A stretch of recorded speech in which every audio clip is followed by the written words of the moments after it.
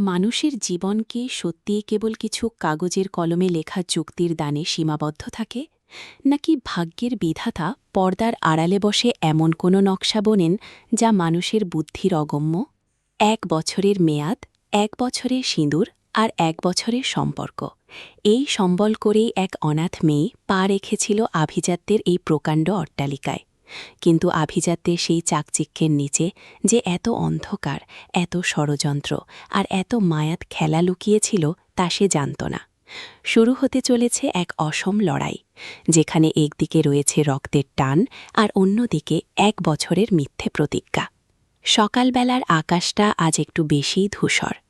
বড় বড় জানলা দিয়ে কুয়াশার চাদর ভেদ করে যেটুকু আলো আসছে তাতে এই বিশাল বাড়ির অন্দরমহলকে কেমন যেন এক মায়াবী প্রাসাদের মতো মনে হয়।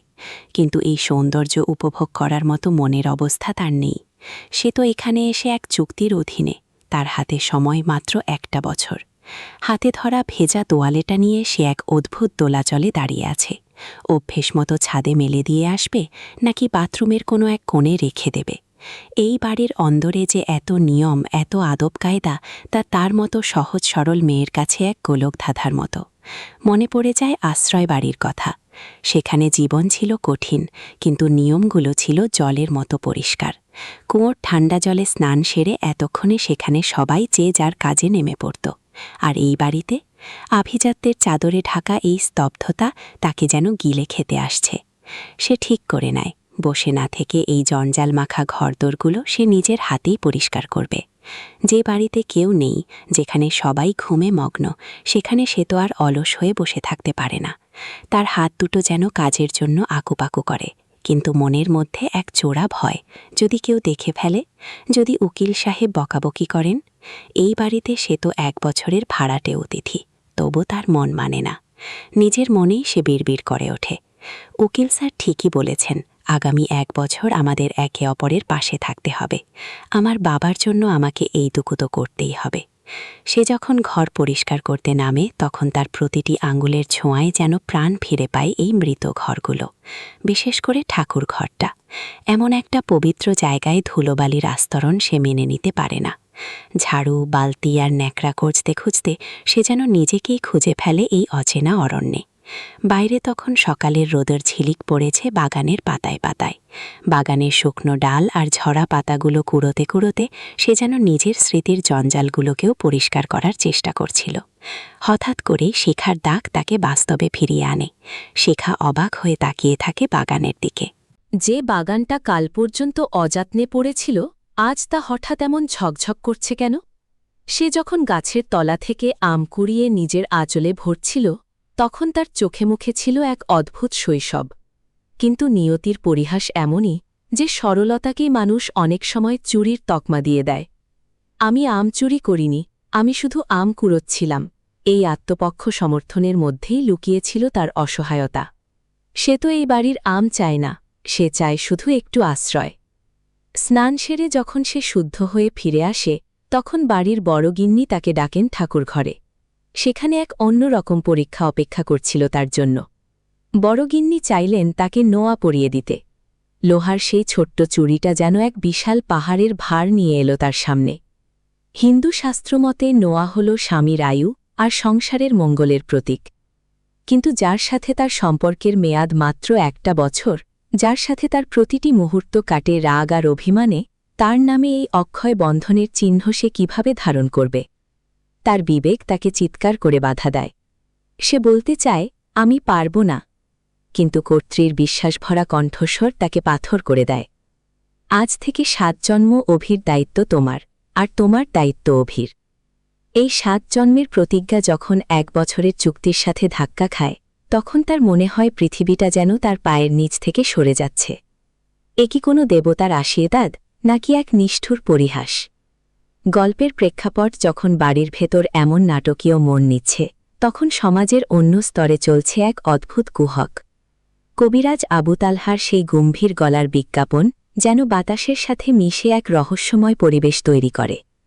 40 বছরের অভিজ্ঞতা, বংশ পরম্পরার কবিরাজি আর শত্রু দমন, সবই যেন মানুষের অসহায়তাকে পুঁজি করে এক মরীচিকার মায়াজাল।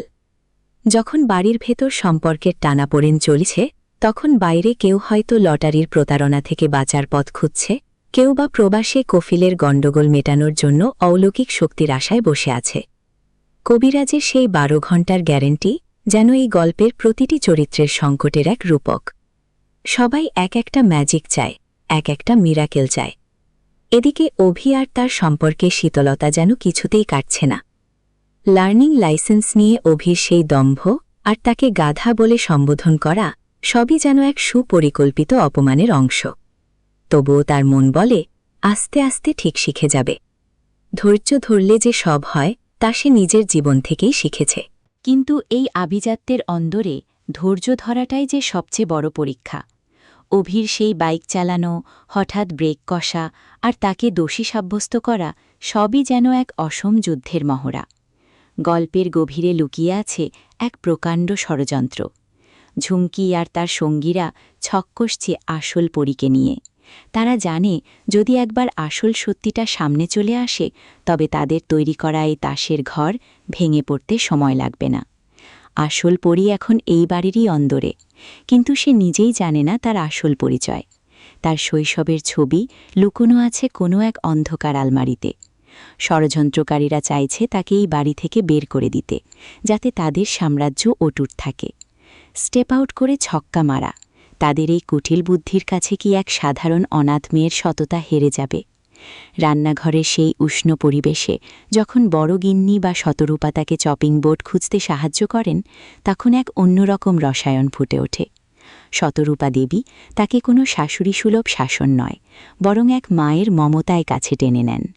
তিনি জানেন যে বিয়েটা রাগারাগি আর মান অভিমান দিয়ে শুরু হয়েছে, তা সহজে মধুময় হবে না। কিন্তু তিনি তাকে সময় দিতে চান। তিনি তাকে বোঝান যে মেয়েদের সারা জীবন অন্যের ঘরকেই আপন করে নিতে হয়।